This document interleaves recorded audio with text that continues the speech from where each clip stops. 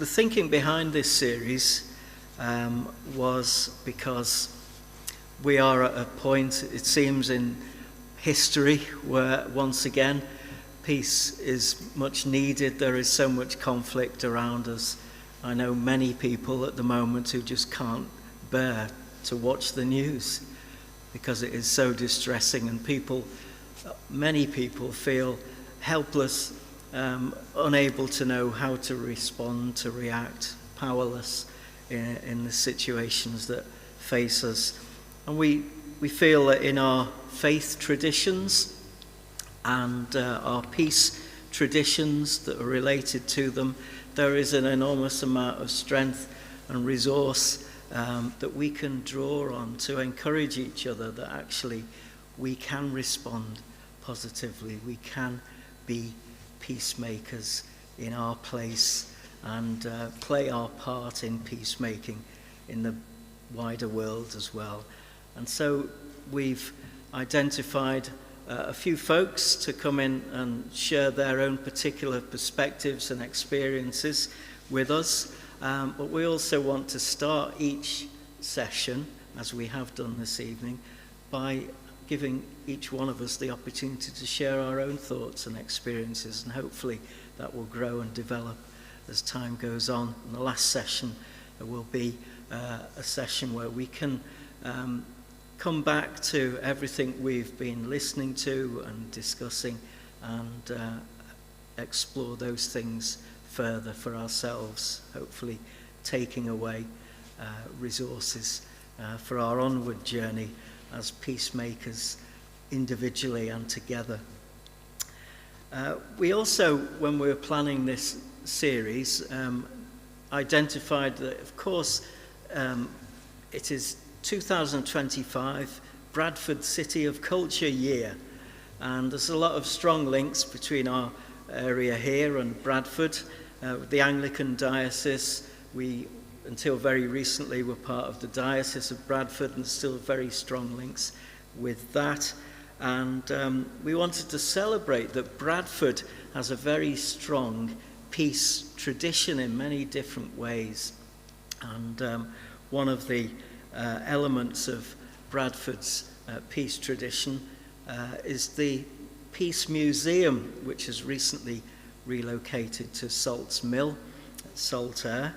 And so this evening's speaker, we're very pleased to have with us, is Dr Clive Barrett, who's Chair of Trustees at the Peace Museum. Clive is an Anglican priest.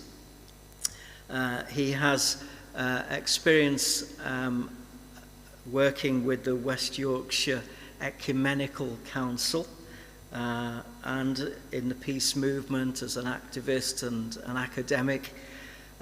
He is the author of a book called Subversive Peacemakers, a study of Anglican men and women who opposed Britain's participation in World War I, amongst other publications, and currently very much involved, as I've mentioned, with the Peace Museum. So I'm going to hand over now to Clive. Thank you very much for coming all the way from Leeds to be with us this evening. We look forward to your presentation. Thank you. Shall we welcome Clive with a round?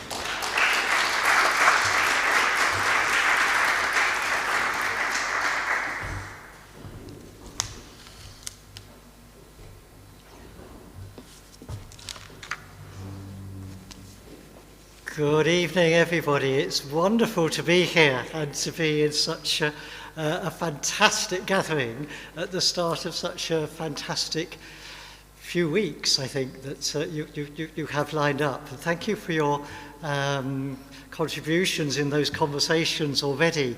I've jotted down some notes for what you said, and it's almost another talk entirely. So we'll see if we can address one or two of them as we go. As was mentioned,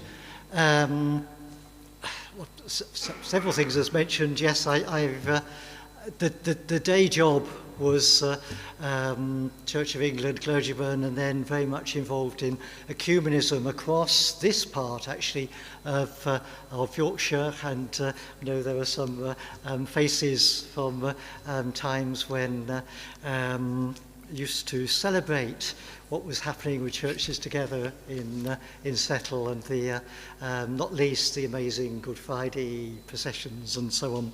So it's great to be with you this evening. But as was mentioned, I'm particularly wearing this evening the hat of Chair of Trustees of the Peace Museum. And the Peace Museum is not a specifically religious organisation, but nonetheless I will, in what I say, be making allusions to some of the things that relate to us, particularly here at this in this season. Okay, I should also say, and you might want to kind of shuffle slightly for this, that if you can see the screen, it's more important to see that than it is to see me, because it's quite a visual presentation, and with quite a lot of pictures. So if you can see that, do so. Most of the images I use are from the Peace Museum, and if you want to get an idea of what our collection is like, you'll get a feel from the pictures that I show. I'm going to start with what I suppose was pieces and theses. Pieces. I don't think I'll do such a word.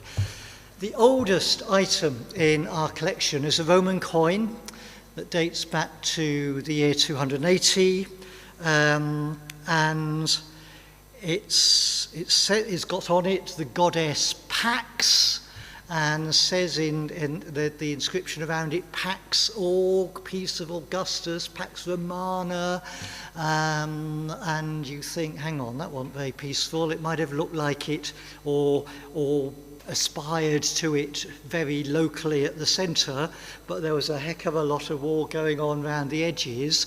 What kind of peace was that? It also, just through its antiquity, says something about a human longing for peace as part of who we are. We're longing for this kind of, some of the things we heard about a peace, tranquility, stability, just kind of not the kind of Pax Romana, though.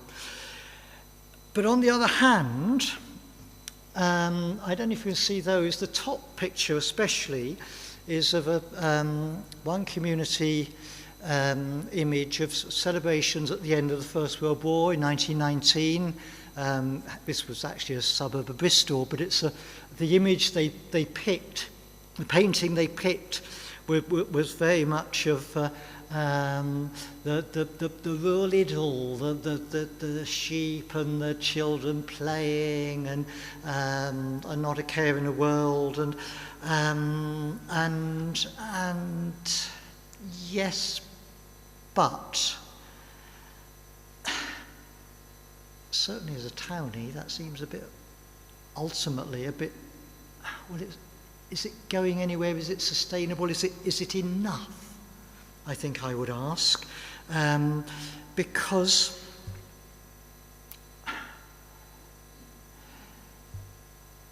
the absence of conflict is not what peace is. Indeed, I'd go further and even suggest that conflict is inevitable and conflict can be a good thing. If we all agreed this evening, it'd be pointless going ahead, really, wouldn't it? None of us could learn anything from it. It's because we are different, because we think differently, because we can challenge each other, that we can grow, that we can change, that we can make something better happen. And you need conflict for that. It's not the conflict, it's what we do with it and how we handle it that matters. It's about the way in which we deal with our differences. The slightly blurry picture at the bottom is not dissimilar, and I run the risk of getting the wrong side of Quaker friends with this. It's William Penn at the the start of Pennsylvania, making a treaty with the original people of that area, which was perceived as a jolly good thing because most colonialists making treaties did it with a gun in front of them, and he did it peacefully and is held up as the hero for doing it peacefully. But he was still a colonialist. He was still going where others were already. And there's a question about, well, is that quite, there's quite the peace that it seemed. So something there about relationship with conflict and about flawed pieces, if you like. From pieces to thesis, if you like. The Dutch American called A.J. Muste said what's actually a very Gandhian thing to say, that there is no peace, there is no way to peace. Peace is the way. So that's seeing peace not so much as a noun, a destination, and maybe you got to fight for peace or something, but as long as you get there. But actually, peace is the way to get there. And my aside for Lent would be to think in terms of actually the first Christians saw Jesus as the way. He said, I am the way. There's something about the way here, and I would argue that peace is the way. It's more a verb than a noun. Less a destination, more a way of travelling. Peace is a doing word, which is where we are for these few weeks. Peace as a doing word. Okay, I'm going to look at two sorts of doing of peace. One is negative and one is positive. And I'm going to start with the negative peace, which is peace as not war, not violence, not bombs, not... You get it? So it's the no aspect to peace. We look a bit in a few minutes' time at a positive, more constructive, creative way of peace. Negative peace. The heading on that old poster, War No More, sums it up. It's actually an old, we can't read it at the moment, an old papal, John Paul I, I think, text about nuclear weapons. But the heading is what is the summing up of negative peace. So from the Peace Museum collection from the 1920s, 30s, no militarism in schools, and from the same sort of era, takes a bit of thinking. War must be renounced as well as denounced. That's to say, it's not enough just to say war's wrong or war's bad. You've got to say, we'll have no more to do with it as well. That was the Peace Pledge Union view from that poster. Peace as being against war and violence. Individuals have played their part in saying no to war. We've already alluded to conscientious objectors in the First World War. Very important in North Yorkshire, actually. There was a group of when conscription was introduced in 1916, when those Kitchener Your Country Needs You posters stopped working because the casualties were greater than the recruits, and conscription was introduced. A number of people, especially a lot of Christian people, said, I'm not going to do this, and gave reasons from the gospel.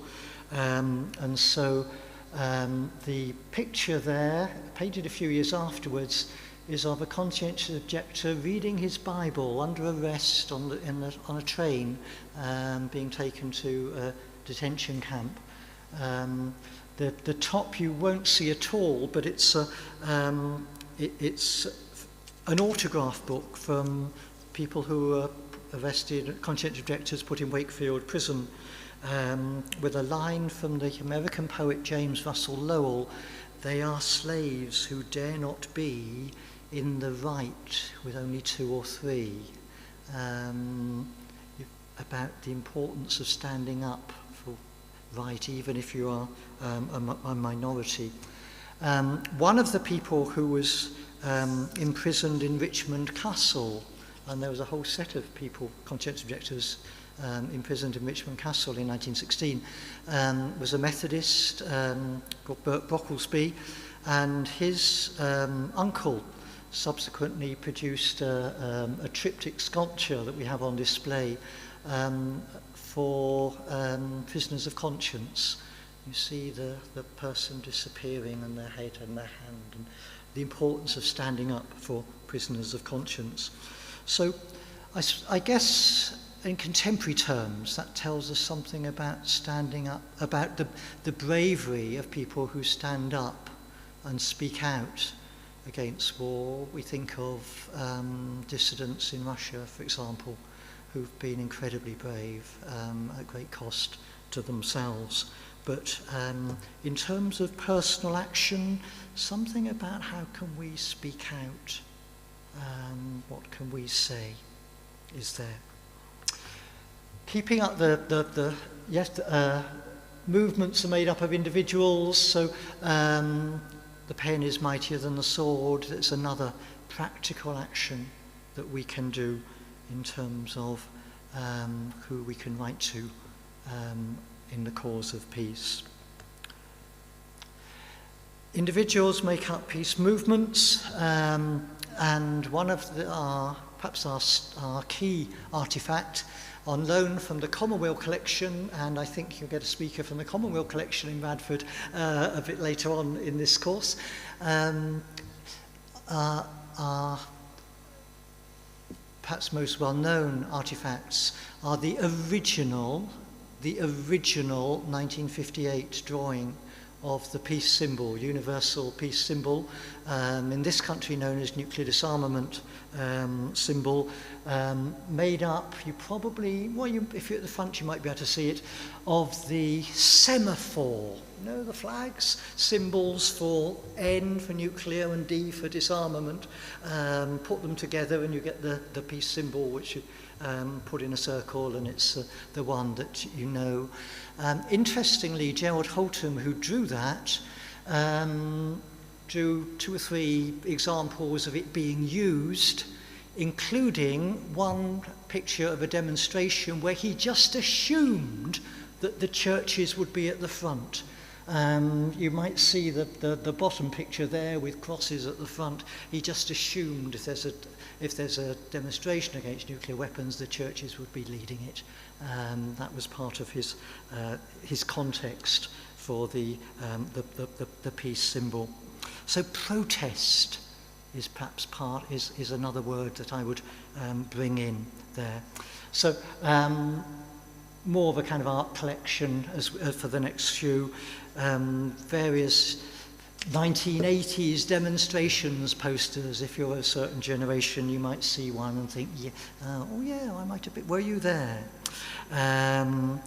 Protest art, we're in the Hockney Centre of the Salts Mill, David Hockney, when he was a lad, he went with his father on various anti-Vietnam demonstrations, and they did their own artwork for placards and whatever. And so something there about a million child casualties from Vietnam, and Bradford CND says it's wicked. And some of the protest art from the 1980s there as well. And some of our most amazing, we have an amazing fabric collection, and including some of the original banner work that was associated with the Green and Common Women's Peace Camp. Beautiful pieces of art that have been to the Tate and V&A and various others as well. That's, again, you may see some of that. That covers some of the things that we've been talking about earlier on in terms of opposition to violence in different ways. The faint banner, you might just about be able to see peace. Bradford hasn't had civil disturbances on the streets for a while now, and many other cities have. But Bradford's reputation is still associated with some of the civil disturbances from 20 years ago. And that banner was carried onto the streets by a group of women into areas where there was violent conflict going on, and is something about community, neighbourhood, stand for peace. The top right-hand corner, there's a Quaker from Hathersage Way who had a great wheeze of being able to blag her way into alms fairs, and with a little sketchbook and do sketches of what she saw in front of her, the kind of pretty girls serving the wines and so on, like a car fair, whatever, just with bombs and missiles, and it just jarred, that kind of artwork, very powerful, and again stands against the Gulf War, and again a recognition of some of these issues not too far from home, and the base at Menwith Hill is mentioned on the bottom right-hand corner. So I think essentially the thing that comes through this kind of negative peace section is that there is a story of active civil society, of the badges there, which range from real ale drinkers against the bomb to ageing hippies against the bomb, and well-meaning Guardian readers against the bomb. Oh, how damning is that? They were all produced by a chap in Leeds who in the 80s produced something like 100,000 of these badges. Phenomenal. So yeah, but the key thing is something that is recognising the importance of active civil society, of joining together to do things together, to reject and resist violence and war. Peace is an active word, including negative and anti-violence action, non-violent action. Okay, let's change the tone a little bit and look at the positive peace and positive peace building.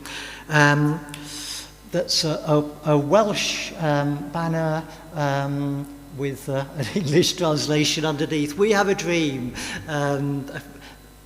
relating to Martin Luther King. So what's our dream of peace and peacemaking? Well, there's a history to making peace. We've got it, works from the 17th century, philosopher called Grotius, who worked on just war theory. Now, I have an ambivalent relationship with just war. Its name makes it sound like if you've got a good cause, or you can persuade people you've got a good cause, then it's okay to go to war. That isn't what it's about at all. Just war was devised in order to restrict and clamp down on war being made too easily by saying there are various conditions, and there's now actually quite a whole set of conditions about that you need to fulfill before going into war and how you can conduct the war. It's about reducing the times. You've got to be a last resort. You've got to do it. You mustn't do it indiscriminately. You must be in proportion. You don't use a sledgehammer to crack a nut. So, just war is in that sense is about restricting war. Just having a cause that you can make up is not good enough. Then some of the other the folk mentioned there, French philosopher Saint-Pierre, Le Paix Perpétuel en Europe, and also 18th century Kant, Perpetual Peace. These are part of the basis of nations working together in harmony and cooperation, in which international order is essential. And so international treaties, we've got a copy of Versailles, probably not the best example of international treaty, but League of Nations, League of Nations Union is the top, and the two on the right, United Nations. The importance of international structures for peace, positive peace making and building between nations, international institutions like the Nobel Prize, for example. Bertha von Suttner in the middle there was a good friend of Alfred Nobel and persuaded him to make a Nobel Peace Prize. There are Nobel Peace Prize dinners, and when the ceremony it happens, and the menus have all got some artwork attached to them. I've shown the ones from 1994 where the Nobel laureates were Perez, Rabin and Arafat, just to remind ourselves that there have been attempts at making peace in the Middle East. There is a story of attempted peacemaking in those parts. Reconciling nations and communities. A couple of examples here. The big red banner, again from the Cold War era, a group of women on both sides of the Iron Curtain made the different sections of this bridge image. Have I got a pointer on this? No, I haven't. Never mind. If you're very, very observant and very sharp-eyed, just to the left of the arch, you'll see a cup of tea, a teapot. A few years ago, you're going to get a talk on Northern Ireland here. When I was doing ecumenical things, I took some Yorkshire church leaders, bishops and moderators and what have you, to Northern Ireland, and we stayed at Corrymeela, a house of reconciliation on the Antrim coast. And the first evening we had a chap come in and speak to us in the lounge. And okay, what did you do in the Troubles and to get peace and so on? I made the tea. You what? I made the tea. When Paisley and McGuinness shook hands in public for the first time, it wasn't the first time they'd shaken hands. They did it the week before in his kitchen. He made the tea. And there's something about making the tea. Indeed, in fact, Harold Good, and it's the cover of his biography that came out just before Christmas, he was so accepted by all sides in the conflict that he became one of the people overseeing the decommissioning of IRA weapons. But he'd got that far by having a kitchen in which people who said in public that they'd never ever talk to them over there both happened to be the same time in his kitchen. He made the tea. So something about making the tea for peace. The map of India at the bottom is an initiative of the Peace Museum where we had 70th anniversary of partition, where millions displaced people, and we had writing on little scrolls that were put into this kind of map-shaped box were people from both sides of the conflict describing their experience, and you wouldn't know which was which reading the experience. And the whole project actually brought people together in a way that their forebears would have found inconceivable. There's something about sharing experience and building community through that. It was mentioned in our conversation at the start, the importance of relationships, and our relationships, and recognising the humanity of each person. We're reminded of that in our collection by the suitcase from a Kindertransport child, Quaker-initiated project to bring refugee children out of Nazi Germany and give them a life in this country. That was a suitcase from a child. We use a replica in school projects a lot. What would you take in a suitcase if you had to leave in a hurry tonight? Says something about what's important to your life. And we've got on the right-hand side a sample of the Berlin Wall. Actually, more important is the label attached to it, which says, donated to the Peace Museum from a peace group in Belarus.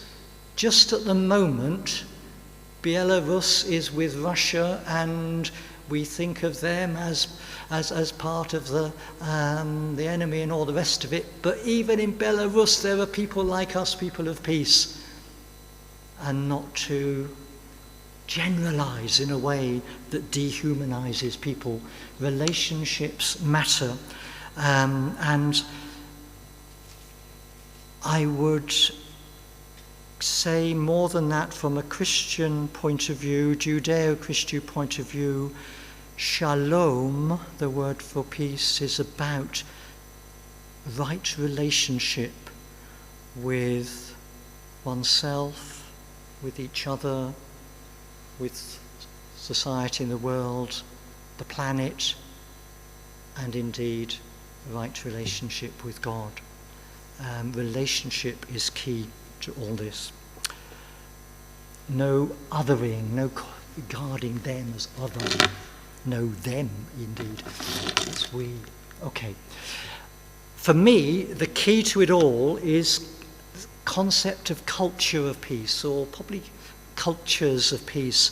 The sorts of things that make up living peacefully, from cooperation and non-violence, and with the way we do education, and history, and what histories we tell, and whose histories we tell, and how, and theatre and art, and well, the way we interact socially with each other, and even a museum for peace. These things are part of culture, part of our doing, a part of our being with each other.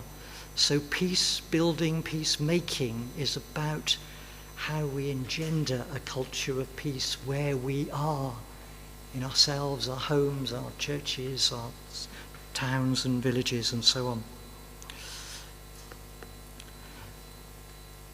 Included in that reconciliation, the first the sculpture on the left, both of these are by artist Josefina de Vasconcelos. The sculpture on the left, originally called Reunion, renamed Reconciliation, is by the library, but School of Peace Studies in Bradford University, and has been replicated at the museums in Hiroshima, and it's in Berlin and Stormont, indeed, Northern Ireland. There's an art is part of this culture. Sport and music, we've got an Olympic torch, and sport can be used for peacemaking. Music, again, examples from the First World War there. I didn't raise my boy to be a soldier, that's more negative piece. The Conscientious Objectors song, the blue one's a Conscientious Objectors songbook, which was an amazing set of mainly hymns, actually, that those opposed to the First World War were singing. A lot by the American poet James Russell Lowell.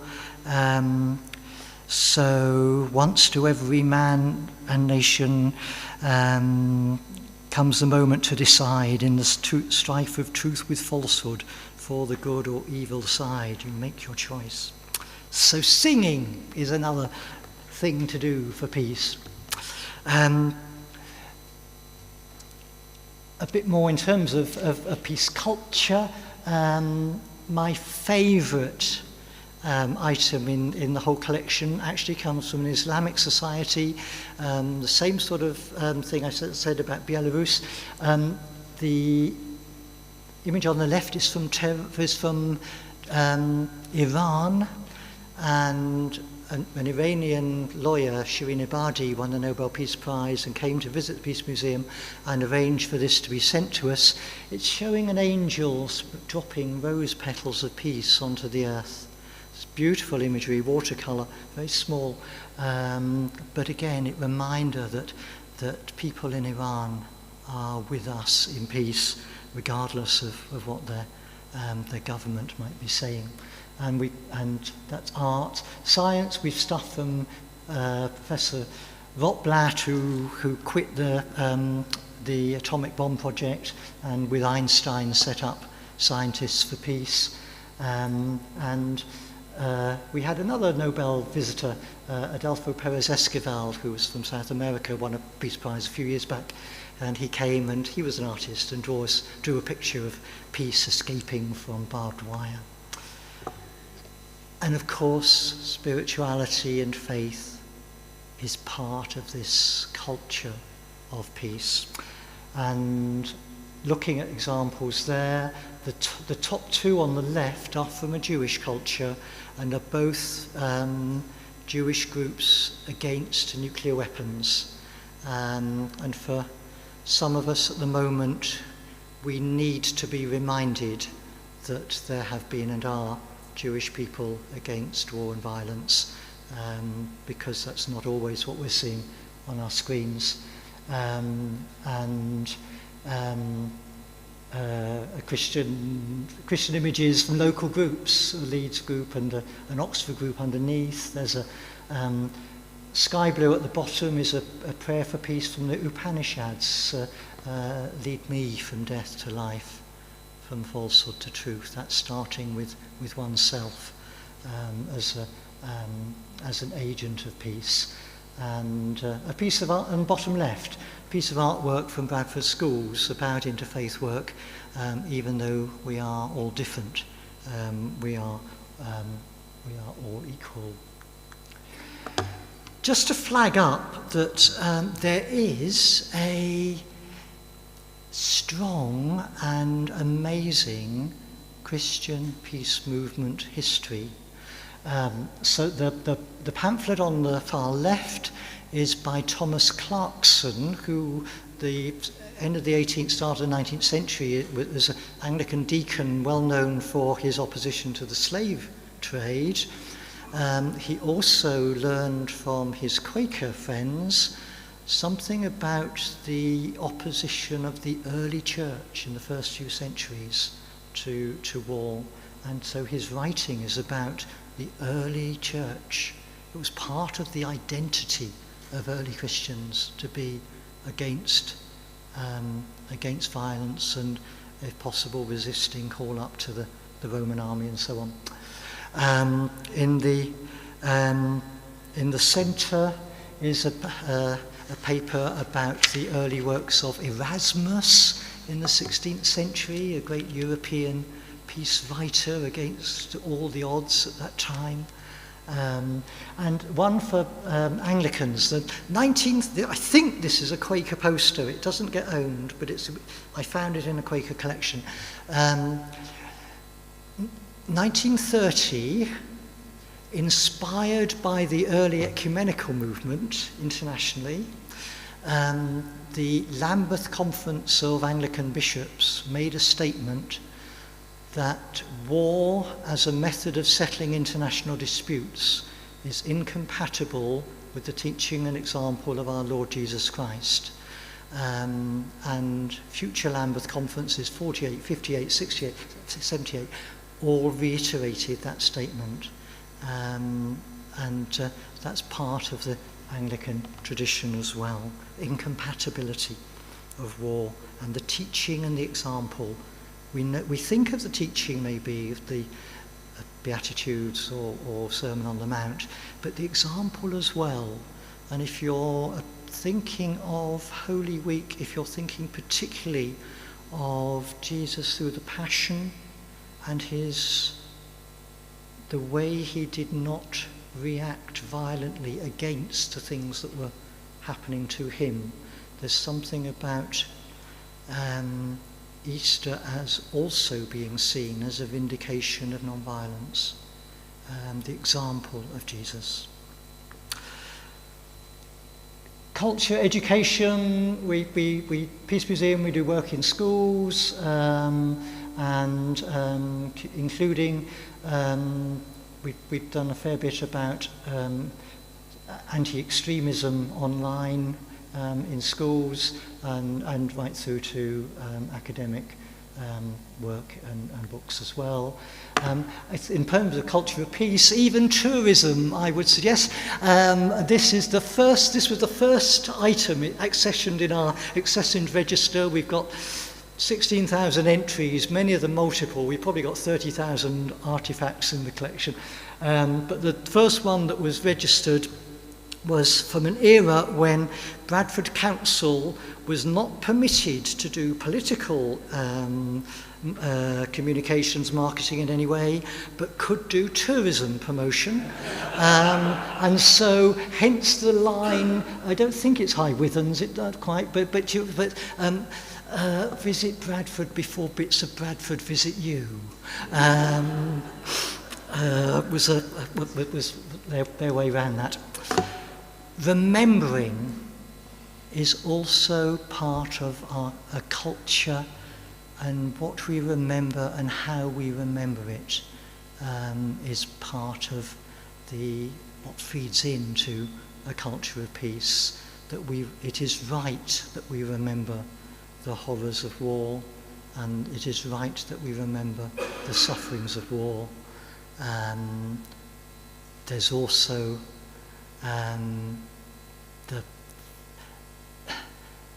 the stories of those who've resisted, the stories of those who build positive peace as well, and we remember those along with our remembering the horrors of war and the never-agains. And so, yes, as has been mentioned, this is for Bradford, the year of the UK City of Culture, and with Commonweal Library, with the School of Peace Studies at the University, Department of Peace Studies at the University, originally school, with the Peace Museum at Salts, with so many community peace-building initiatives across the city. I say that's a city of culture of peace.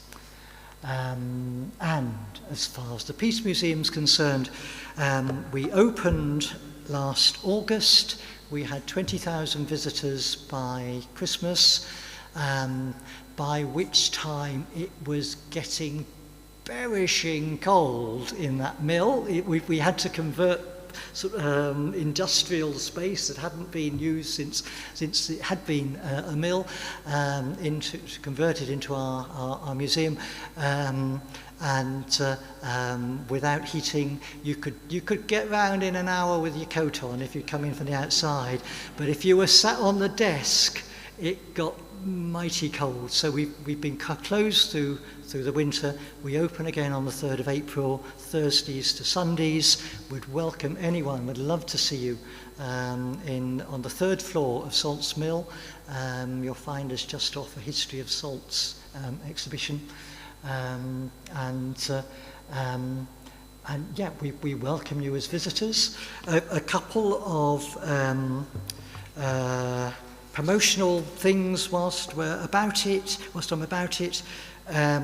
We are about by next weekend, I think, to advertise for some more trustees. So if you or anyone you know thinks that might be you, then check out our website or Facebook. And also we exist on donations and grants. So although we got some big money for the capital to move in to the space, we're actually quite a low income, low budget operation. So all donations gratefully received. And next week is the big give, where the donations made to us get doubled. If you've got a bit of cash next week, then check us out, because anything you donate to us, then we receive twice that. So the big give next week as well. So one of the things you'll see if you come and go round is a panel that asks you, what does peace mean to you? And I think you've started to explore that yourself earlier on this evening. So, from the museum point of view, I would argue our objects are peace, and a culture of peace is our object. And that Japanese poster is appropriately was called The End, that transition of symbols of violence into a symbol of peace. But for me, the key is that peace is a doing word. Don't just sit there, do something. It's the speak up or be blown up. It's the do something for peace. Peace is a doing word. And let us all do peace. And if we want to be part of a culture of peace, the things we do daily, regularly, intentionally, they need to contribute to that culture, who we are, how we relate to others. It's not only what others do or don't create is peace, it's who we are and what we do. World peace will come through the will of ordinary people like yourself, says the orange banner. Peace is a doing word. So in your life, do peace. Thank you.